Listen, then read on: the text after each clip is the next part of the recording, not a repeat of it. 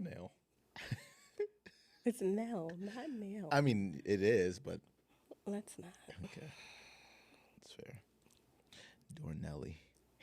Hey, Bible Tea Sippers. It's me, Coach K, with our next episode of the Bible Tea Podcast. Here with my broski, my co-host, Dami Lola. It's me in the flesh again. It's been a minute. I mean, a little bit. Life been lifing. Yeah. I had to take a trip to Dubai. That's a lie. Oh, what? That's a lie. I did not go to Dubai. But if I could, I would have. I just cannot. Would have been mad fun. Yo, please. I already see how this episode is going. Yeah, man. It got a lot in here that I haven't released in a while. And in a couple of months. Yeah, it's a Judah joke. Sorry. Sorry. I'm a Let's little get ahead of into it. myself. A little ahead of So myself. I thought instead of doing our temperature check, Okay. that we would actually play a game. Okay, I love games. It is one word. I've sent it to you. We've sent it to each other Yeah, mad time. many times. Yeah. So I'm just going to say the rules of the game in case people don't know. So the idea is for each of us to say a random word and then basically build off of our words, trying to come to a place where we can eventually say the same word. Okay. We call ourselves brain twins, but you also have Dami logic. So this can either go Very fair. horrific and we just gonna cut it, Very fair. or like brain power. And No, we're see, but gonna do it. I'm trying to get the same word as you, so it's okay. I'm gonna switch off the Dami logic, turn on the Kadeen logic. Okay. It'll be great. I think it's gonna be great. Yeah. So let me just say the rules. So I'm gonna say 3, 2, 1. I'm not gonna say go. I'm gonna say 3, 2, 1, and then we say the word. Got And it. you can only say one word. Got It it. cannot be 2, 3. No. Got it. All right. You ready? don't trust me at all, but The it's okay. anxiety is real. It's okay. Okay. If this doesn't work, we're cutting it. So I'm just gonna let you know that right now. No, they gonna see. They gonna see the mess. It's okay. We're gonna get there. Okay. Random words. Ready? 3, 2, 1. Door. Bag. What did you say? Door. Door and bag.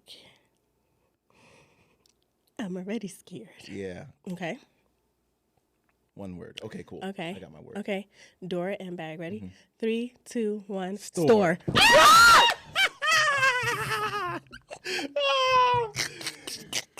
Yeah, and it's not getting cut. Yeah, that was hard.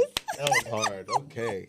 We did not rehearse that. I'm gonna No, let you know not that at all. right now. Okay. That was amazing. Next episode, we're gonna see if we can keep that up. Yeah, I that love was it. fire. That's what's up. let's get into it. So let's make sure that our Bible tea sippers did their homework. So first of all, this episode is called A Woman Scorned. This is the story of Judah and Tamar. So first of all, did y'all watch the breakdown video of this story? Did you? I did. Of course. Okay, so you did your homework. Of course. And if you wanted to laugh, did you watch the reel? Of course. Okay. Okay, just making sure. And did you go to the Bible and actually read it yourself? That I had to do. I'm 100%. Listen, Yeah. okay. This can be found in Genesis chapter 38. And so as always, I'm only going to read the caption that I wrote, the Bible tea caption. So if you want like the full juice and tea of this, make sure that you do your homework. With that being said, wait, they're falling. Wait, let me get my life. Get your life. Okay. Ready? So boom, what had happened was Judah had 3 sons, Onan, and Shelah. Sheila. This is what we're going to go with. Yeah. Got married to this chick named Tamar. But was straight evil, and God was like, nah, bruh. So boom, he died. Peace. And Judah was like, Onan, my second, go to Tamar and perform your duties as a brother-in-law. Onan wasn't feeling this at all. He felt like his kids should be considered his and not his brother's, and now he would never had an ear. So whenever him and Tamar would be knocking the boots, he was like, Oh my God. he was like, my pullout game is strong, and he spilled his seed. Yeah. So God was like, oh, you being disobedient. Nah, bruh. So boom, he died. So now Judah is looking at Tamar like, why every time my sons are with you, they die? So he told her, "Go back to your father as a widow and wait for my third son, Sheila, Yeah. Let's to grow up and they will get married." He was lying though. So years passed and Judah's wife died. So he traveled to go share his sheep. Tamar's friends was like, "Girl, your father-in-law is in town." So Tamar finally took off her wet widow clothes, put on a veil, and sat at the gate waiting to greet him. But when she saw Judah, she also saw that Sheila Ben had his glow up. He was already grown. She was never given to him like Judah promised. Judah saw her and thought that she was a prostitute. So he was like, "Hey, shorty, come with me." Tamar was like, what you gonna give me to get with me?" sound like West Philly. Hold on. Wait a minute. He was like, "I'll send you a goat." I still don't get that part, but okay. She was like, "I need a security deposit because people be lying. So let me get your seal, cord, and staff until I get my goat." So they went to go do. And afterwards, Judah went around town with the goat asking everybody where was that hoe that was sitting by the gate. But everybody kept saying, "Ain't no hoes here." So later on, Judah heard that Tamar was out in the streets and now she's pregnant. So Judah got mad, went to her house like, "We about to stone you because you supposed to be a widow and wait for my son." And Tamar was like, "Please don't kill me. Look, the father of my baby is the owner of this sail, cord, and staff. Look at them carefully." Immediately, Judah knew that these was his and that he was the baby daddy. So you can sip on this tea for yourself. Find the story in Genesis chapter 38. And ain't no tea like Bible tea, hunty. And the lie detector says, you are the father. You are the father, bruh. There's no doubt. There is no doubt. So, the trending topic in the comments was basically how this really isn't Tamar's fault. And so we go with the saying, "There's no, hell have no fear." Fury? Fury. Yeah, fury like a woman scorned. Yeah. So I can't tell you how many times many of my brothers will claim that a woman is crazy. But I have learned that most women turn to these actions based off of men's actions. So how much of a woman's actions are truly just reactions from men's treacherous trickery? And how often do we blame others for doing us wrong without seeing the harm that we've done first? That's a fact. It's interesting because even when you think about the story as a whole and you think about it in general, I'm pretty sure with the descendants of Abraham in general, they never wanted them to like marry outside of their religious belief. This is true. And if I'm not mistaken, Judah is the first one who decides to then go outside of that and marry a Canaanite woman. And because of that, that creates these 3 kids that none of them sound like they're great. The Bible doesn't speak very highly of any 3 of them. Boom, they died.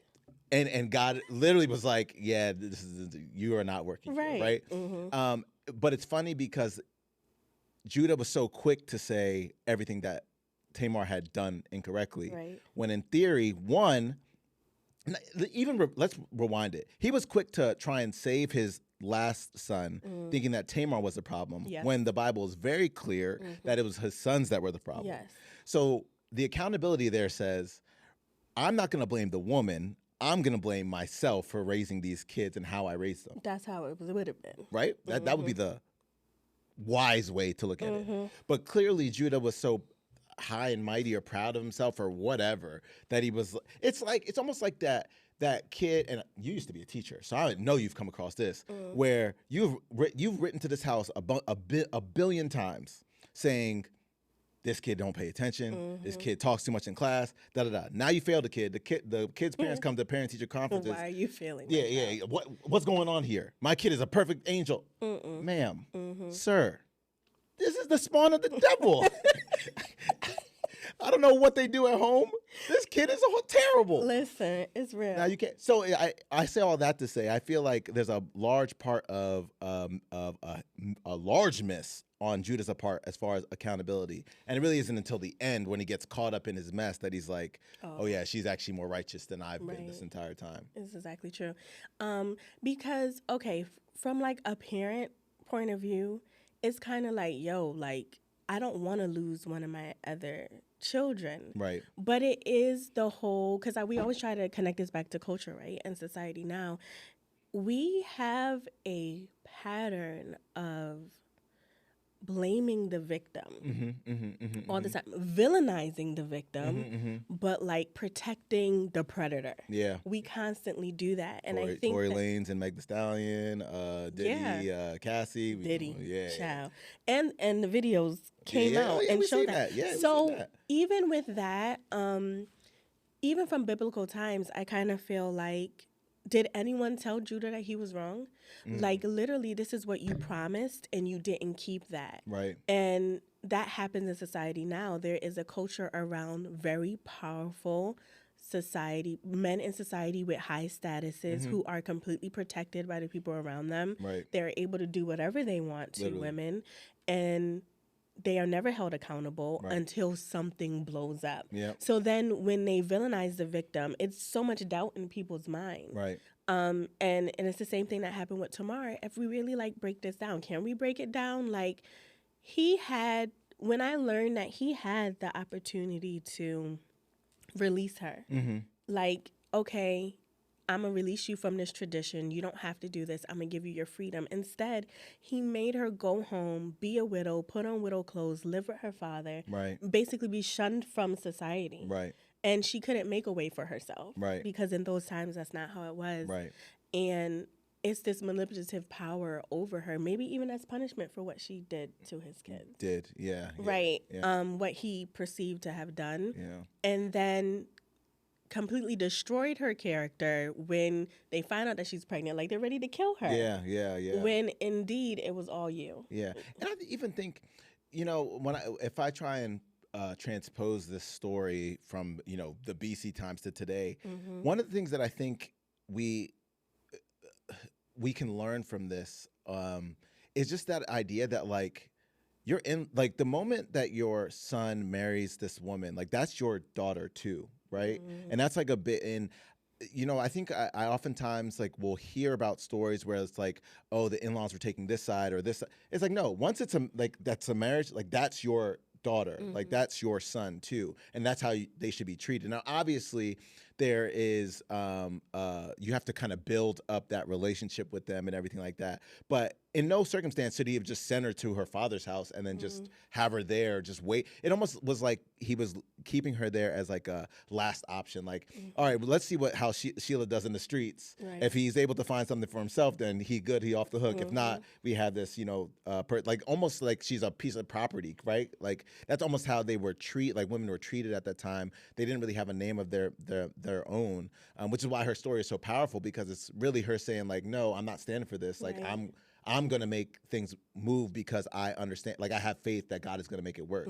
And I don't even care if I die in the process. Like I know what's right. And I know, because this is, I mean, here I think we might think it's a little bit weird that like the brother is now sleeping with the sister-in-law and everything like that. But that was literally the law of the time. Exactly. And this whole thing is started because Judah decided to go outside of the normal, like who his people were that believed in God and believed in Yahweh, right? And he decided to then try to go somewhere else the traditions are a little bit different. This is the exact same thing that we heard with Hagar and Abraham, right? Yep. So, I think there's, again, just a huge like learning piece there on how we treat people who are marrying into our families, and really treating them like they're our own. I mean, I would hope that whoever I marry, that my family treats them that way, and I also I'm treated that way in their family as well. So I feel like that was so good. I feel like it's ingrained in society. Well, I've heard this before. The saying was, we love our sons and raise our daughters. So in a way, it's kind of like being very strict with the daughters, the do nots, all those things that they shouldn't do.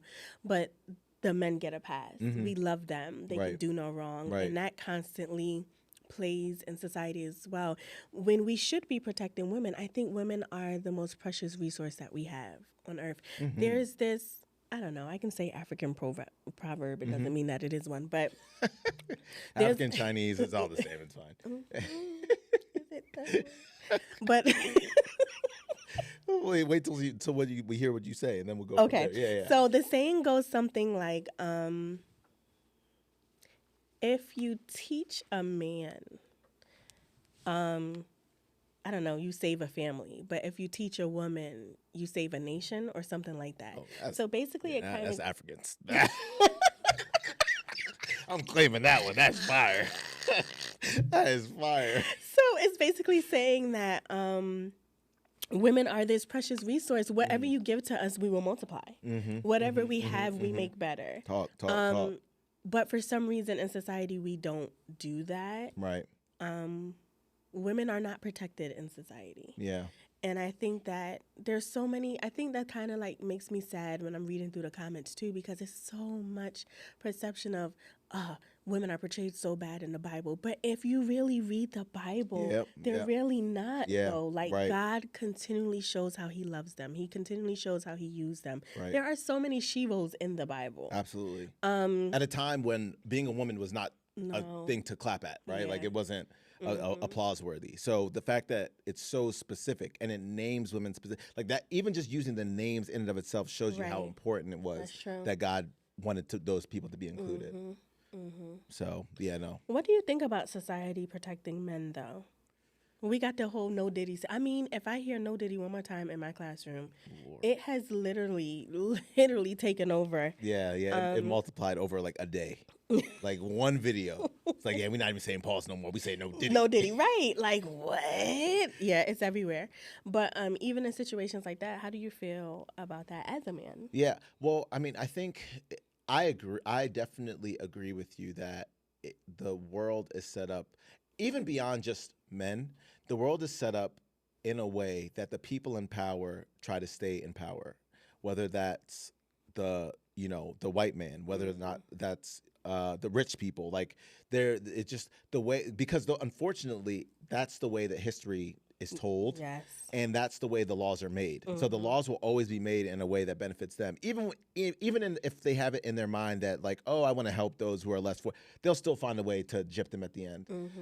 And so that's why I think there's the onus of those people in power, whether it's the rich, whether it's the majority, whether it's the those in power, whatever it is, right? I think it's well within their it's like their purpose, I guess, is probably the best way. Their purpose to really look down and find a way to make things equal. I know that is just the lover in me saying that, and I don't know how possible that really is. But it really is the man's responsibility, specifically in this situation. It's the man's responsibility to look out for those women and look out for women, like wage gaps and everything like that. Like it should be the man saying like, no, like agreeing, no, that's not right. We're literally doing the same thing. Right. Like we should be getting paid equally. Like it's those kind of things that really it's those people in power. It's their job and a responsibility to make things more equal. And they don't do it. Yeah. And so we find ourselves repeating things from biblical times all the time to now. Yeah. What about the redemption part of this? Even like the redemption part of Judah's character arc of how he understood the righteousness of it, and then also what we know about the lineage. Right. I mean, I don't know how many times I've said about I feel like we talk about the lineage of Jesus is just so tactful. I guess that's probably the it's so on purpose, right? Like it's like I'm gonna pick people that you would, if you read the Bible, you would say not using him, not using him, not using her, not using. I'm gonna pick those exact people to come through just to show you that no one is too far for like to be used. And even more amazingly than that is like even the small decisions that we make now, right? Like the very small can affect someone generations and generations and generations past us. And we may never even hear about it, but they might talk about it later. So it almost even is from that standpoint, it goes back to the idea that every single one of us, whether us being on camera, whether it's you guys watching, Mm-hmm. all of us have a platform. Every single one of us have people watching us, especially in this faith walk with Christ. Mm-hmm. I was listening to something earlier today, actually, and it was saying how, like, you know, there's some people who have this mindset of like, I want to retire by 40. Mm-hmm. I mean, I'm not mad at that. I'm not gonna At hold you, all. right? But there's like Listen. people have this mindset that I'm gonna retire by 40. But this preacher was basically saying like, no, your job is just another platform for you to show Christ in your life, right? Like, and that's how you should. And that's why in the Bible it literally says you don't work like you're working for man. You work like you're working for God. Yeah. Because at the end of the day, what we're showing to the world, what we're exemplifying is the heart of our Savior. Okay, and so that's really what a job is, just another platform. Whether it's like your job, whether it's volunteering, whether it's like where you play basketball, whether it's where you do your net, like every single one of those places is a platform for you to exemplify the heart of Jesus Christ. Yeah, I just went rambling, but yeah, That's right. The story, the messiness of it. I saw something that was like, God will take your mess and make a message, right? Like, and the fact that this story is so messy and thousands of years later, we have the message of it, I think is because I think we kind of feel, well, many people probably experience shame of their family lineage, of where they come from. I remember talking to a group of women who were like victims, products of rape. And it's kind of like, I'm not even supposed to be here. Like, what can my purpose possibly be in life? And I think that's what's so beautiful about the strategicness of who God chose to be in lineage of Jesus, because it doesn't matter what family you come from. It doesn't matter what they've done. Everything has importance. Everything is on purpose. You have a purpose. So I think the messiness of it is so chef's kiss because of the message that comes from it. And I think everyone needs to hear that. Yeah, and I mean, the Bible speaks about that too, right? It says like, even before you were formed, God knew you. Like that means that if nothing else, God said, I want you to exist. Like, I want you to live. Like, and he doesn't put people here for no reason, right? He gives every single one of us a purpose, especially those that have determined to follow Christ as our Lord and Savior, right? It's, I need you to spread like, go therefore and make disciples, right? Like, that's our plan. It's to show the love of Christ and continue to add to his kingdom, add to his army, so that we can all be in heaven together, right? Just praising his name forever. So if there's anybody who has that feeling of like, I don't know what I'm here for, I don't know why I'm here, like, especially those like people who are committing or thinking about contemplating committing suicide, or thinking that their life is just not worth it, like, God has a plan for you. God made you specifically, like, and then even then it says like, if I feed the birds, if I clothe the lilies, like, I will clothe you, I will feed you. Like, that's how important. God says a hair cannot fall off your head without him knowing. Like, that's how invested he is in you. That's a lot. Like, that is power. To know all the hairs on your head. You know how nappy this head is? Bruh. Every day. I come to, I said, sound like I'm eating an apple, right? Bruh, not the crunch. Oh man, it gets rough. If I don't use that, it gets bad. So to that, somebody, leave some comments. Tell me what I can use. I've been using olive oil, conditioning, no sulfites, like that. Anyway, but if God can be that specific, that just knowledgeable about his creation and who he created, so much so that like, there was a point where we did not exist, and God said, "This is not good." Like, I need, and then he not only put us man, but then he said, "That's not good enough. I need to give you women too." So every single one of us, whether man, woman, it doesn't matter what country you came from, how you were conceived, how you were born, whether or not you have any kind of quote unquote defects, they say your IQ is, what your grades were like. Go ahead like now. God says there is a purpose for you, and that he loves you, and that he wants you here for a reason. I love it. I do want to talk about Tamar's chess playing, though, while other people was playing checkers, because that was just genius to me. First of all, she is the most A1 detective of all. I'm telling you, if she was at that dinner table one of you guys will Right, betray me. like, it's you, Who? Judas. Yeah. I seen the way your hands are in the pockets. Listen. We were supposed to have $39. We got 27. Yo, she would have been on it. That's the A1 detective game. Before Instagram, you need somebody found, get a Tamar. I tell you, man. Listen, sitting at the gate. And, I think for the longest I heard it preached, just like you said, that she seduced him. And I'm like, she put a veil on. I mean, in those times, prostitutes did have that veil. So did she really dress like a prostitute, or did he just mistake her for one? Right. And she was just trying to keep, stay incognito. Listen, yeah. Yeah, it was really, I mean, hey, we can put Judah even says that she's the righteous one. So I don't think she was out there like, yo, how much, right? Like, I think it was really him just being like, yeah, I'm trying to, it's been a long time, said and left you without a dope beat to step to. And then just like, yo, what's up? I don't understand. It's like, what's up, right? Right. And his wife just died. Yeah, and he was back done. And clog pipes, spider webs, all that. But it's interesting because even when I was like looking up the story, like, so apparently the way it's supposed to work is the children, like, once the eldest son dies, it goes to the next son, it goes to the next son. But once there's no more sons, or if they can't conceive, it's the father's duty. Bruh. To then. Judah wasn't trying to get that killer.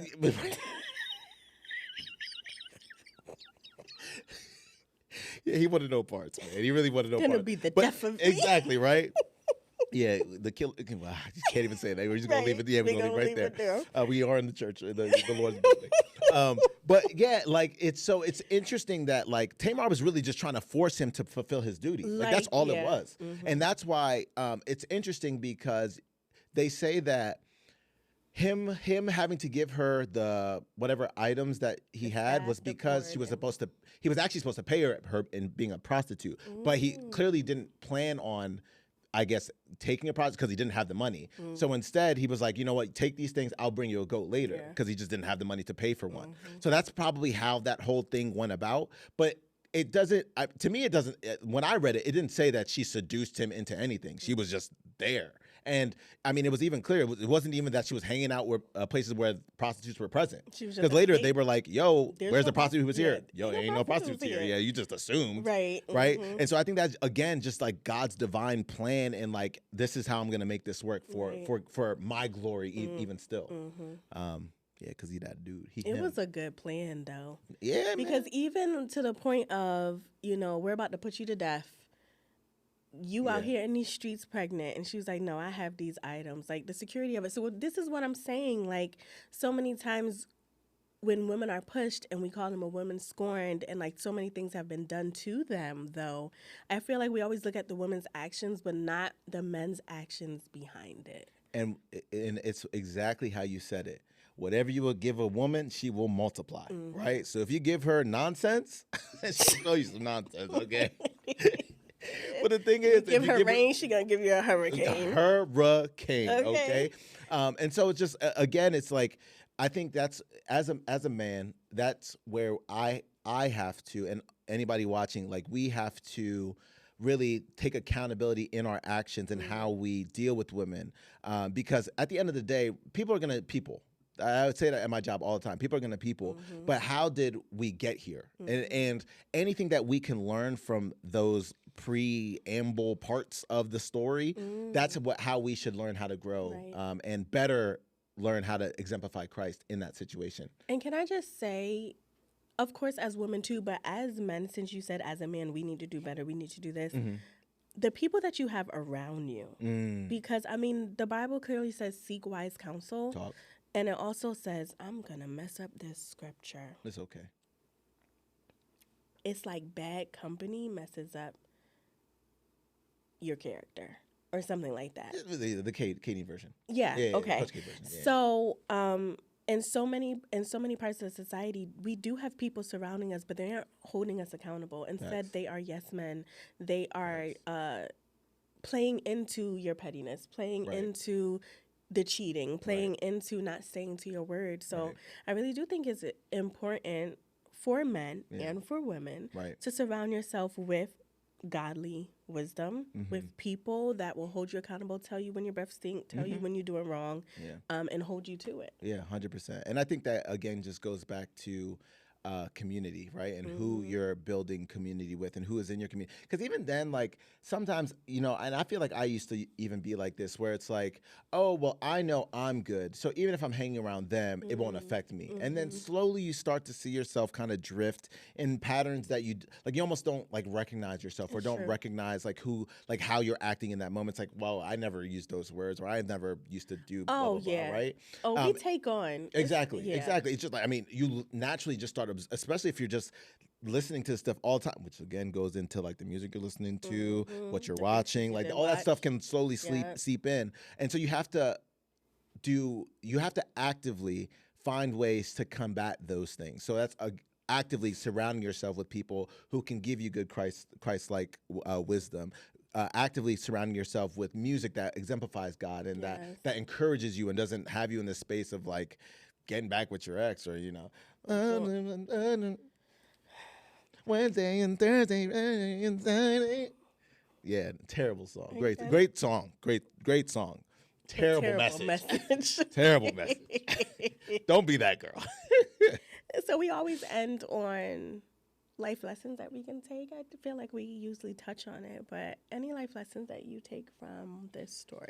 Yeah, I think for me, I think the overarching big idea is, one, fight for those who don't have a voice. You know, I think ethos as a whole, I think one of the missions that we had set almost about a year ago now was to have a better footprint in social action. And so one of the things that we've done is once a month we go and we feed our visitors, our homeless patrons there, and we also give word, we sing for them and everything like that. And then even like in that process, we get to just like talk to them, and they're just so. It's funny because in those moments, like when you go, you're like, oh, what can I give them? But very quickly you realize like what you received from them, and just like the love and like just the appreciation. So as a man, I guess one of the things that I need to do is find spaces where I can help bring up those women, so that equality is a thing. That's right? That's definitely at least how I see it. It's my big thing. Yeah, my lesson, and it's so timely because this month in morning devotion, because it's May, it's our Mayflowers, which is we're giving ourselves permission, like you may, and then whatever, to do many things. Okay. So I've been on this kick of you may speak and you may fight, and I think sometimes we need to give ourselves permission as women to actually do those things and not shrink ourselves. There's this saying that I constantly say, I refuse to shrink myself to make myself more digestible for people. People are just going to have to choke. Woo! Like, That's how bar. Listen, you're just going to have to choke. Because I am no longer shrinking. Nobody better, don't you dare steal that and put on a shirt. Well, it wasn't mine, but, you know. Well, then we stole it and we put it on a shirt. Sorry, guys. You heard it here first. But to not shrink and to not settle and to not be placed in a box or get sent to a corner or sent to your dad's house to be a widow. When you know what is right and what is for you. And that God absolutely loves women. And he wants us to use our voice. Yeah, 100%. I think that's the biggest lesson that I really took from it. Is like Tamar is like, she's like up there for me. She's up there with like Queen Esther with me. Okay. Like, because I feel like she fought for what she knew, and she needed to, because the lineage of Jesus, like she made it happen. Yeah. You know what's another, I'm just going to touch on this quickly, because I remember when I first read this story, I was like,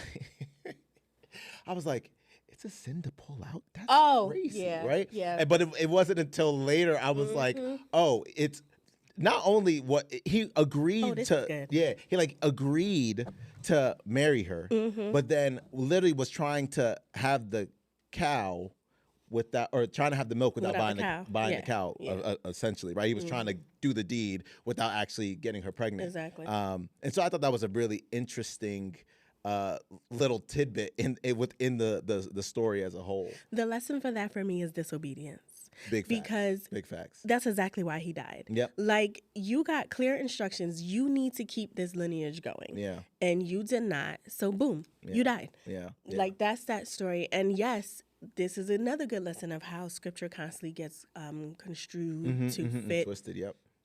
Other practices or to fit into religion rather than relationship, which we always talk about. Right. So yeah, it gets used a lot, but that's not the context of what it is. Yeah. And in true, like Onan, he was disobedient, therefore he died. Yeah. Yeah. And for so all you try before you buy guys. Oh. Yeah, go and read that. Go and read that. Yeah, I'm gonna just leave that right there. I'm not gonna speak on The Lord's prayer. Well, this was good, as always. And as always, my Bible tea sippers, keep sipping with us. Oh, yes. It was a slurp for me. Yeah. Do that. Peace. I was good. How long was that?